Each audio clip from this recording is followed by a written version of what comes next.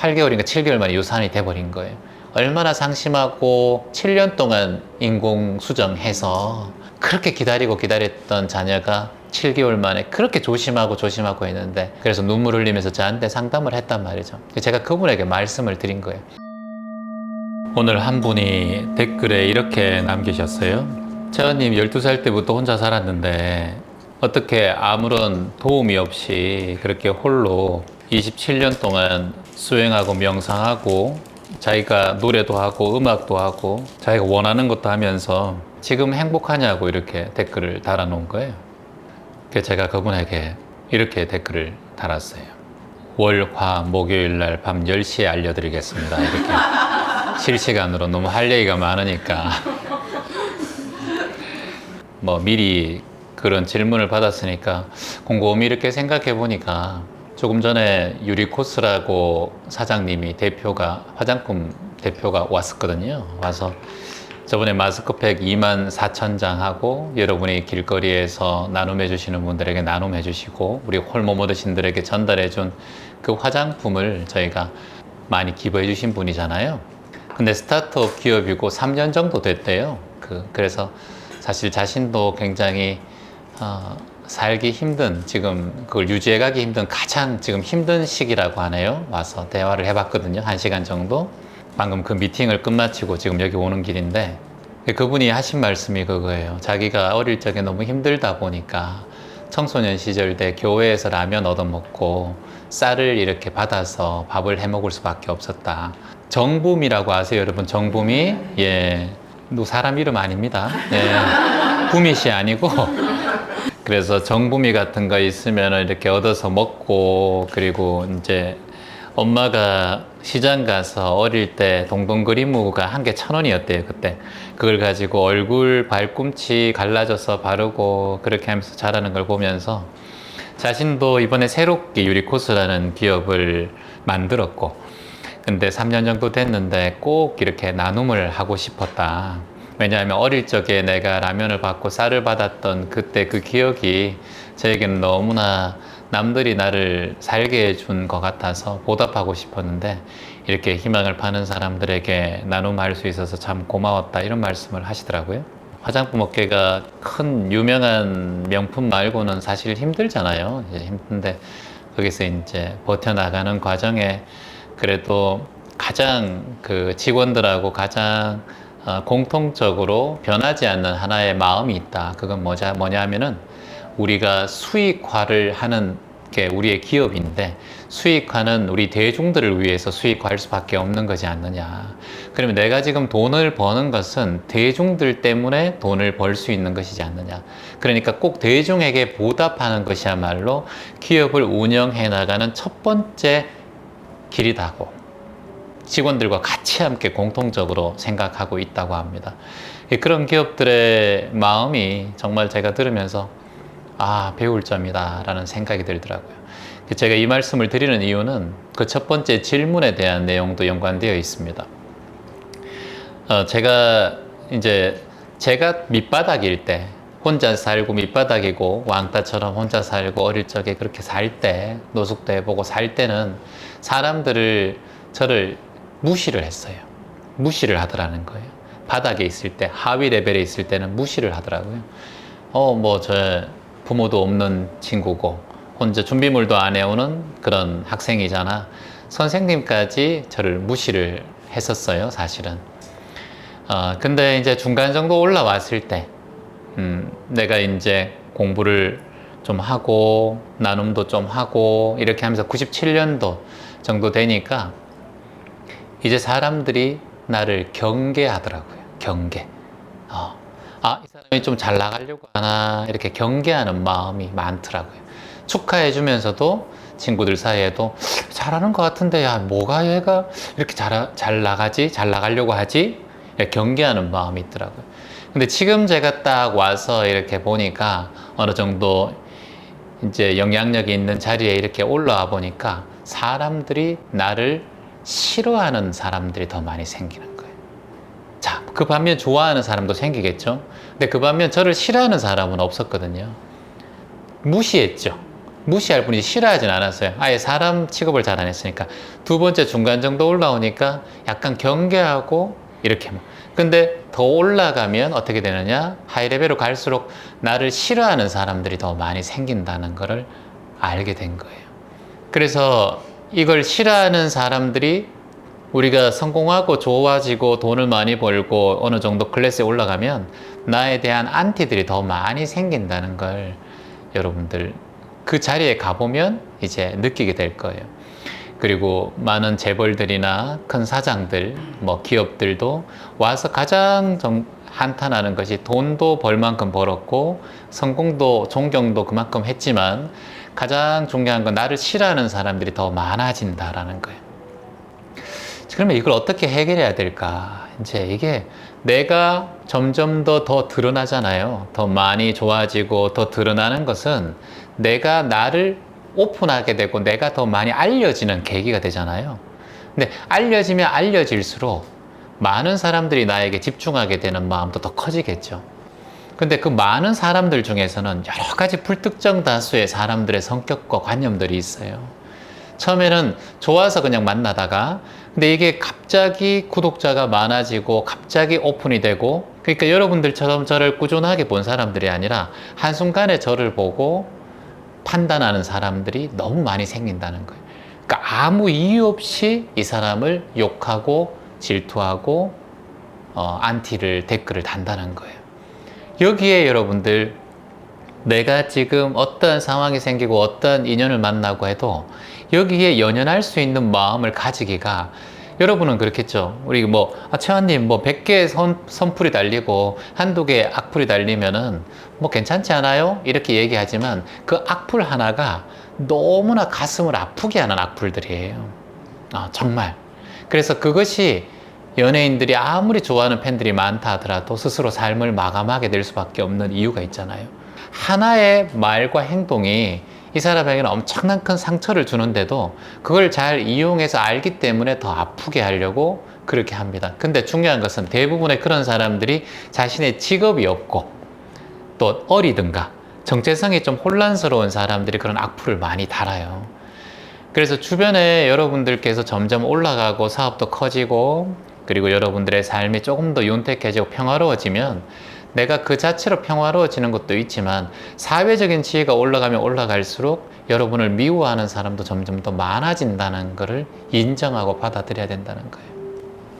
그래서 내가 지금 여기 자녀분도 계신 분도 계시고 손자분 계신 분들도 계시고 내 자식, 내가 또는 나뿐만 아니라 내 가족, 내 자식, 내 배우자 등등 무조건 업그레이드되고 성공하고 좋아지기를 바라는 마음을 좀 내려놓으면 좋아요.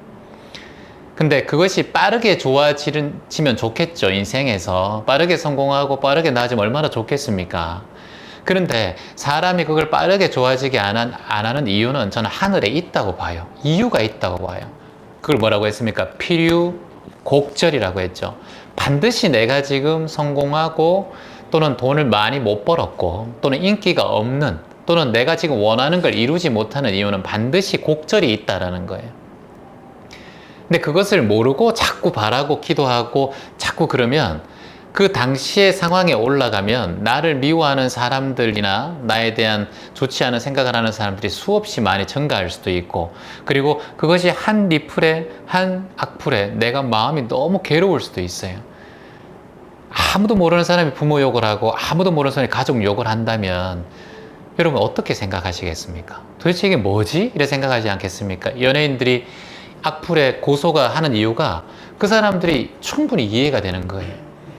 그러면 내가 지금 내 상황에 펼쳐지지 않는 여러 가지 상황들, 내가 원해서 얻지 못하는 여러 가지 상황들이 지금 내 앞에 다가오더라도 이 마음을 다지고 내가 많이 성공했을 때, 돈을 많이 벌 때 그 내 구력을, 내 마음의 탄력성을 만드는 기간이라고 생각하셔야 돼요. 그리고 주어지면 좋고, 그래서 내 삶에서 그 성공이 주어지면 좋고 안 주어져도 내가 그것에 주어졌을 때 내가 그것을 감당할 수 없고 마음의 상처를 많이 받고 힘들어할 걸 알기 때문에 저기 하느님이 부처님이 우리를 그냥 보호하고 있다. 저는 이렇게 생각을 해요. 그래서 저는 27년이라는 세월 후에 지금 여러분과 이렇게 마주한다고 생각해요. 제가 만일 10년 전에 귀점 명상을 처음 만들었던 6년, 7년 전에 이런 여러분들과 함께하는 자리에 왔다면 저는 아마 저도 마음도 더 힘들었을 거예요. 근데 그 기간이 와서 탄력성이 생기고 마음의 구력이 잡혀 있기 때문에 그것에 대해서 크게 영향을 받지 않지만, 그래서 내 삶에 오는 어떤 복과 행운들은 모두 다 내가 견딜 만큼의, 또는 내가 그걸 수긍할 수 있는 만큼의 마음의 크기에 따라서 주어진다고 봅니다. 근데 너무 빨리 성공하든가, 너무 빨리 뭔가 돈을 벌든가, 너무 큰 행운이 오면 우리의 삶이 반드시 상하가, 음과 플러스가 급격히 바뀌는 그런 상황이 생긴다는 거예요. 로또 대신 80%가 가정에 불화가 생겼어요. 20%는 잘 살고 있어요. 근데 대다수의 사람이 가정 불화와 이혼과 가족이 망했다고 해요. 이것처럼 잘 살면 좋겠지만, 20%에 들면 좋겠지만 우리의 삶은 80%에 들 수도 있다는 걸 안다면, 내가 지금 나에게 다가오는 여러 가지의 그런 이 상황들, 내가 원하는 걸 이루지 못했던 그런 상황들이 있다 하더라도 이게 다 하늘에서 나에게 이유가 있구나, 저는 이렇게 생각을 합니다. 그리고 내가 지금 성장하고 있고 좀 잘 되고 있고 여러분들이 뭔가 좀 성장하고 있을 때 가장 중요하게 생각해야 되는 거, 오늘 유리코스 대표도 말했지만 사회에 대한 환원이에요. 자, 반드시 여러분이 성공하면 돈을 벌어요. 그리고 잘 나가면은 유명해져요. 그러면 이걸 인플루언서라고 해서 한마디의 말로 세상에 영향력을 끼칠 수 있는 사람이 돼요. 그러면 정말 놓치지 않고 해야 될 게 뭐냐 하면은 바로 나눔과 봉사예요. 그것이 있는 사람들은 안티도 10명이 생길 거 1명이 생기고, 왜냐하면 주변에 많은 사람들이 이 사람의 보호하고 아껴줍니다. 그래서 오늘 유리코스 사장님은 수익의 20%를 지금 나눈대요. 그 대단한 거 아닙니까? 그리고 이렇게 물건 있을 때마다 기부를 하고, 자기는 지금 힘든 상황인데도 그렇게 하고 있다고 하더라고요. 그래서 우리는 내가 지금 가지고 있는 것, 또는 나에게 펼쳐지는 모든 상황들이 반드시 이유가 있다, 필요곡절이 있다, 그 말을 꼭 기억하고 성급하게 생각하지 말고, 안 주어졌을 때는 내 생명과 내 삶을 보호하고 있구나. 오히려 내 자식이 잘 되지 않고, 또는 성공이 조금 덜하고 내가 원하는 위치에 못 올라가도 이건 반드시 이유가 있구나, 지켜주고 계시구나, 하나님이 지켜주고 계시구나, 부처님의 가피가 있어서 이렇게 아이를 보호하는구나, 그런 마음을 내면 낼수록 어떻게 되겠어요, 여러분? 부처님의 가피, 하나님의 사랑이 이 아이에게 더 가요. 왜 하나님은 무심하시지? 왜 내 자식을 승진을 못 시켜주지? 왜 내 자식을 결혼 안 시켜주고 내 자식을, 아이를 못 가지게 하지? 이게 아니라는 거예요.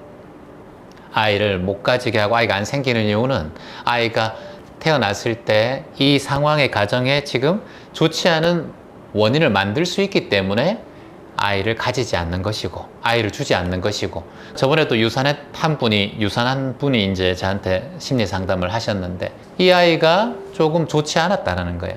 8개월인가 7개월 만에 유산이 돼버린 거예요. 얼마나 상심하고 7년 동안 인공수정해서 그렇게 기다렸던 자녀가 7개월 만에 그렇게 조심하고 했는데, 그래서 눈물 흘리면서 저한테 상담을 했단 말이죠. 제가 그분에게 말씀을 드린 거예요. 이 아이가 심장이 약한 아이였는데, 태어나서 이 아이가 태어났다면 심장 아픈 아이로 평생 예를 들어서 잘 살 수 있을 것인가? 당신이 하나님을 믿으니까 하나님이 그걸 왜 포기하게 하고 왜 이 아이를 데려갔겠는가? 그걸 다시 한번 현명한 지혜의 눈으로 바라봐라. 반드시 이것은 이유가 있다. 이 아이를 위해서라도, 당신 부모를 위해서라도 이 아이가 하나님이 데려간 이유가 있다라고 말씀을 했어요. 그제서야 이제 수긍을 하고 자신도 이렇게 인정하게 되었어요. 그리고 난 다음에 지금부터는 밭을 가꿔라. 아이가 7개월 만에 유산이 된 이유는 밭이 튼튼하지 않아서다. 그건 무엇인가? 엄마의 불안함 때문이다. 7년 만에 아이를 가지니까 얼마나 불안하겠느냐. 충분히 이해한다. 그러니 밭이 자꾸 질퍽하고 눈물도 흘리고 자꾸 건조하고, 그러니 씨앗이 뿌리를 제대로 내릴 수가 있겠느냐.